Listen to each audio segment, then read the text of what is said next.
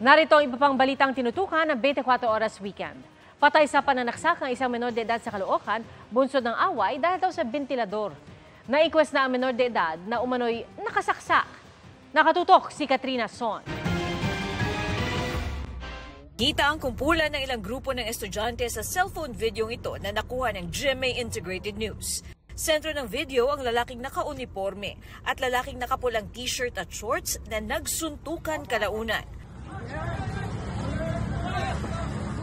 May sumaling isang lalaking naka-uniforme at isa pang naka-civilian hanggang nagtakbuhan na.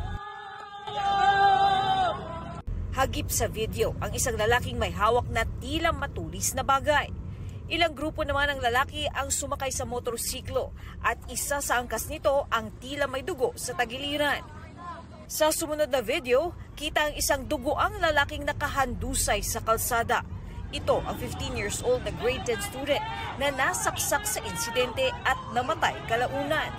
3 pang estudyante ang napuruhan at nasa ospital ngayon, kabilang ang isang nasaksak sa leeg at under observation pa.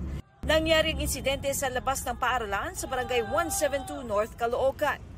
Ang pamilya ng nasawing estudyante na anilay paalis na dapat pa Amerika, di makapaniwala sa kanyang sinapit.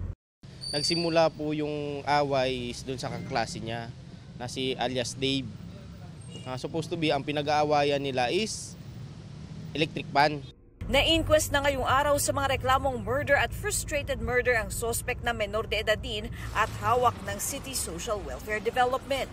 Nakausap ko po siya, sabi niya self-defense lang po talaga. Nung nakita ko siya kahapon, physically appearance, opo, may bugbog talaga siya, may bukol-bukol sa ulo. Kaya nung kinapa ko yung ulo niya, puro bukol. Kaya ang ginawa ko, pinamedical ko po.